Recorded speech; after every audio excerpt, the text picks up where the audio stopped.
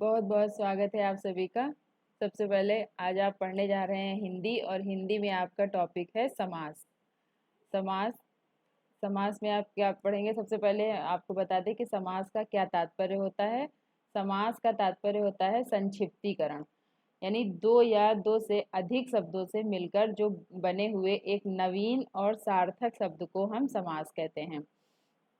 जैसे रसोई घर, यानी कि रसोई के लिए घर। यहाँ पे ये बड़ा वर्ड लिखा हुआ है, रसोई के लिए घर, तो इतना बड़ा हम नहीं लिख सकते हैं, इसलिए हमने शॉर्ट में इसको संक्षेप में लिख दिया कि रसोई घर।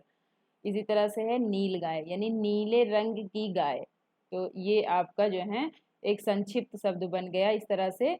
और ये इसे हम कहते हैं समास। और उसके बाद हम आगे बढ़ते हैं, देखते हैं कि समास के कितने भेद होते हैं। तो सबसे पहले हम देख लें कि समास के 6 भेद होते हैं। सबसे पहले अव्ययी भाव समास, तत्पुरुष समास, द्विगु समास, द्वंद्व समास, कर्मधारय समास और बहुव्रीहि समास। ये हो गए आपके समास के भेद, कितने तरह के समास होते हैं। तो सबसे पहले आपका आता है अव्ययी भाव समास। अव्ययी भाव समास में क्या है, इसमें आपका जो पहला पद होता है वो उपसर्ग होता है। उपसर्ग कौन कौन से हैं आपके? जैसे आ है, अनु है, प्रति है, हर, भर, नी, निर, यथा, यावत आदि। ये सारे आपके उपसर्ग हैं। जहाँ पर उपसर्ग शब्द का बोध हो वहां पर आपका अव्ययी भाव समास होता है। जैसे उदाहरण हम देख लेते हैं, आजन्म, यानी कि जन्म पर्यंत। इसमें आपका उपसर्ग जो है वो कौन सा है? आ।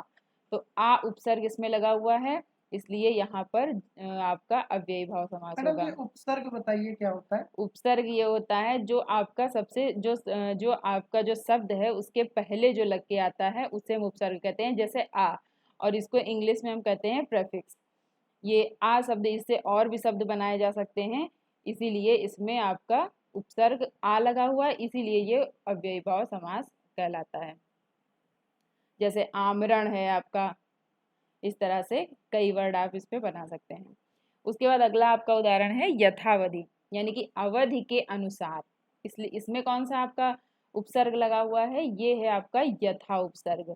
जैसे आपका अगला शब्द एक बना सकते हैं आप, यथाशक्ति।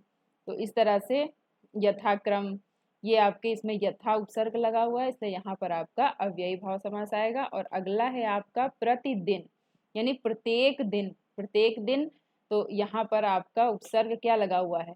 प्रति, इसलिए यहाँ पे अव्ययी भाव समास होगा। जैसे प्रतिवर्ष है, प्रतिदिन है आपका, प्रतिवर्ष है, इस तरह से आपके शब्द बन जाएंगे। अगला अगले आप समास पे पहुंचते हैं। अगला समास है आपका तत्पुरुष समास। इसमें क्या है, इस समास में आपके कारक चिन्हों का बोध होता है, यानी कि इसमें कारक का प्रयोग होता है। जैसे कर्म कारक में को है, करण कारक से है, संप्रदान कारक के लिए, अपादान कारक में है से अलग, संबंध कारक का, की, के, और अधिकरण कारक है में पर। तो इस तरह से इसमें कारक चिन्हों का जिसमें प्रयोग होता है उसी को हम तत्पुरुष समास कहते हैं। उदाहरण, चलिए उदाहरण पर देखते हैं क्या है उदाहरण आपके। सबसे पहले है विद्यालय, यानी विद्या के लिए आलय, जहाँ पर आप शिक्षा ग्रहण करते हैं। मतलब मैडम इसमें यहाँ पर ये कहना है कि जैसे इनको अलग अलग तोड़ेंगे जिन तो ये टर्म आएंगे ये आपके। टर्म आएंगे आपके, हाँ जैसे तो के लिए है, हाँ को हाँ। है, हम्म, में पर है, हम्म, से अलग है। हम्म, किसी चीज को अलग करना है तो उसके लिए से अलग का प्रयोग हुआ। तो इस तरह से आपके इसमें बीच में इस तरह के टर्म्स आते हैं, उसमें आपका तत्पुरुष समास होगा। जैसे विद्यालय, यानी कि विद्या के लिए आया, तो इसमें कौन सा टर्म आया? के आपका लिए। के लिए आया। जी। तो इस तरह से इसमें आपका होगा तत्पुरुष समास। अगला देख लेते हैं राजपत्र, राजपुत्र। राजपुत्र का मतलब राजा का जो पुत्र है, यानी कि इसमें कौन सा टर्म आया? हाँ। का। तो का किसमें आपका आ रहा है? का आ रहा है आपका संबंध कारक में, और इसलिए इसमें कौन सा कारक चिन्ह है? का है, जो वो कारक चिन्ह है, और इसीलिए हम इसमें क्या करते हैं? तत्पुरुष समास लगाते हैं। फिर देखते हैं आगे क्या है, मुंह तोड़, यानी मुंह को तोड़ने वाला। इसमें कौन सा है आपका? को वर्ड आया है, को जो शब्द आया है ये आपका को टर्म आया है, वो आपका कर्म कारक के अंतर्गत आता है, इसीलिए इसमें भी तत्पुरुष समास होगा। और फिर आगे आपका चिड़ी मार, अगला उदाहरण, चिड़ियों को मारने वाला। इसमें क्या आया? इसमें को शब्द आया है। को क्या है? कर्म कारक में अंदर के अंतर आता है। फिर आगे बढ़ते हैं, देखते हैं आपका अगला समास कौन सा है? द्विगु समास। द्विगु समास में क्या है? द्विगु समास जो होता है इसमें आपका पहला पद जो है वो संख्यावाचक होता है। इसका जब हम इसके विग्रह करने पर समूह का बोध होता है, यानी कि जो जिसमें संख्याएं आती हैं, 1 2 3, इस तरह से जिसमें संख्याएं आती हैं उसमें आपका द्विगु समास होता है, ये संख्यावाचक होता है। चलिए उदाहरण देख लेते हैं। त्रिलोक यानी कि तीनों लोकों का समाहार, इसमें कौन सा है आपका त्रि यानी कि तीन, तीन आपका आ गया क्या संख्या, इसलिए यहाँ पे संख्यावाचक होगा।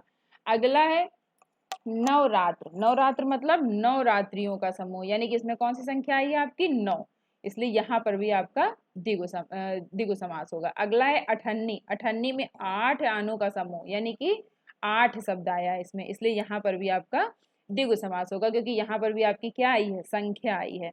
अगला है आपका दुसूती, यानी कि 2 सूतों का समूह, ठीक, इसलिए 2 सूतों का समूह, इसमें कौन सी संख्या आपकी आ रही है 2 संख्या आ रही है, इसलिए यहाँ पर भी आपका द्विगु समास होगा। अगला उदाहरण है आपका पंच तत्व, यानी 5 तत्वों का समूह, यहाँ पे कौन सी संख्या है आपकी 5 संख्या है, इसलिए यहाँ पर भी आपका द्विगु समास होगा, क्योंकि यहाँ ये संख्यावाचक है। चलिए आगे देखते हैं। आगे है आपका द्वंद्व समास। द्वंद्व समास में क्या होता है, द्वंद्व समास में होता है इसमें दोनों पद प्रधान होते हैं, इनका जब हम विग्रह करते हैं तो इसमें और या इन चीजों का बोध होता है। जो मेन इसका टर्म है वो क्या है वो देख लेते हैं। द्वंद्व समास में योजक चिन्ह का प्रयोग होता है, योजक चिन्ह का बोध होता है, इसमें जो डैश का निशान होता है वो योजक चिन्ह उसको इसमें लगाया जाता है, इस बात का भी आपको ध्यान रखना है। चलिए उदाहरण देख लेते हैं क्या है। सबसे पहले आपका उदाहरण है पाप पुण्य, यानी पाप और पुण्य, इसमें 2 अलग अलग चीजें बताई गई हैं, एक पाप और एक पुण्य, यानी इनमें जो दोनों पद हैं पाप और पुण्य वो दोनों पद प्रधान हैं, दोनों का महत्व है, इसलिए यहाँ पर बीच में और चिन्ह लगा हुआ है, इसलिए यहाँ पर आपका द्वंद्व समास होगा। अगला हम देखते हैं उदाहरण। अगला उदाहरण है आपका सीता राम, यानी सीता और राम, यहाँ पर राम अलग का अलग महत्व है और सीता जो है वो अलग है, ये भी दोनों अलग अलग नाम है, इनका भी ये भी प्रधान वर्ड है, इसलिए यहाँ पर भी क्या होगा आपका द्वंद्व समास होगा।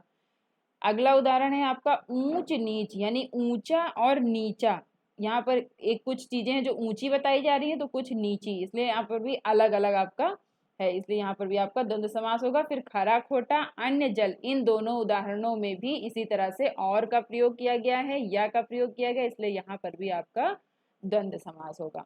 चलिए अगला देखते हैं। अगला आपका क्या है कर्मधारय समास। इसके अंतर्गत क्या आता है, इसमें समस्त पद जो हैं वो समान रूप से प्रधान होते हैं, इसके लिंग वचन भी समान होते हैं, और इस समास में पहला पद विशेषण होता है और दूसरा पद विशेष से होता है।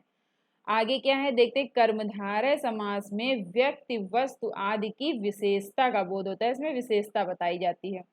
उदाहरण आप देख लेते हैं, जैसे चंद्रमुख, यानी कि चंद्रमा के समान मुख वाला, जिसका जो मुख है वो चंद्रमा के समान है, तो इसमें विशेषता बताई गई है, इसलिए यहाँ पर कर्मधारय समास है। अगला है आपका दही बड़ा, दही बड़ा, इसमें क्या है दही में डूबा हुआ बड़ा, इसमें भी आपकी विशेषता बताई गई है दही बड़ा में, इसीलिए दही की जो विशेषता है वो बताई गई है। और अगला है आपका गुरुदेव, यानी गुरु रूपी देव, यानी कि जो देव के समान गुरु हो, तो इसलिए यहाँ पर भी आपका कर्मधारय समास होगा। फिर चरण कमल, यानी कि जो चरण है वो किसके समान है कमल के समान है, यहाँ पर भी आपकी विशेषता बताई गई है। फिर नील गगन, जो गगन है वो कैसा है नीला है, जो आसमान है वो किस तरह का है नीला आसमान है, यहाँ पर भी आपकी विशेषता बताई जा रही है, इसलिए यहाँ पर भी आपका कर्मधारय समास होगा। चलिए आगे देखते हैं। आगे आपका कौन सा समास है, नेक्स्ट है आपका बहुव्रीहि समास।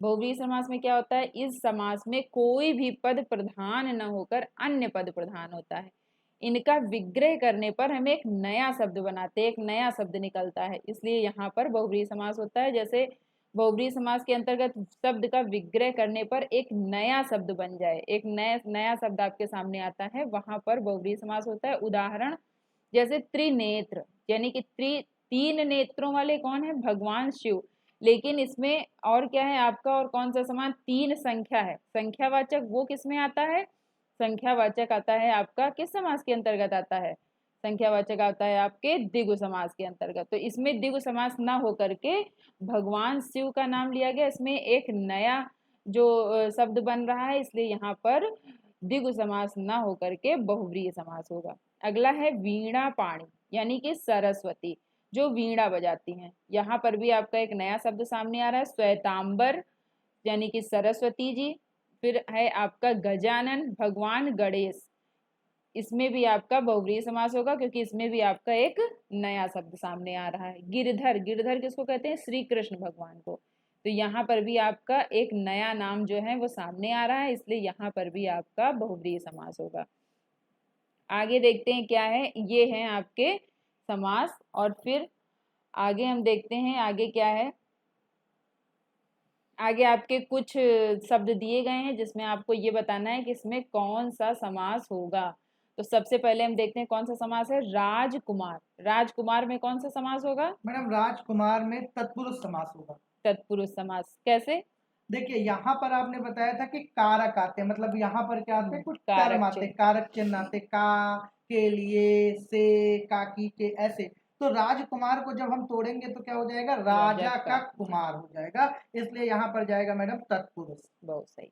चलिए अगला देखते हैं, नवग्रह। नवग्रह में कौन सा समास होगा? मैडम नवग्रह में जाएगा द्विग समास, क्योंकि आपने बताया था जब कभी भी नंबर आएगा तो नंबर के लिए हम क्या लगाएंगे, नंबर के लिए हम लगाएंगे द्विग द्विग समास। समास।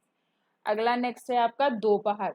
दोपहर में कौन सा आपका समास आ रहा मैडम है? दोपहर में भी आपका द्विग समास जाएगा, क्योंकि दोपहर, टू नंबर यहाँ पर आ गया, यहाँ पर कौन सा नंबर आ गया, टू आ गया, तो ये आपका जाएगा, भाई जाएगा द्विग समास। अगला है आपका माँ बाप। माँ बाप में आपका कौन सा समास आ रहा है? माँ बाप मैडम देखिए यहाँ माँ और बाप, यहाँ पे योजक चिन्ह लगा है, ये आप देख पा रही हैं। जी। तो बिल्कुल यहाँ पर जो जाएगा ये जाएगा मैडम आपके अनुसार, ये जाएगा माँ और बाप द्वंद्व। द्वंद्व समास। जी द्वंद्व जाएगा। जी चलिए अगला देखते हैं क्या है, ऋषि मुनि।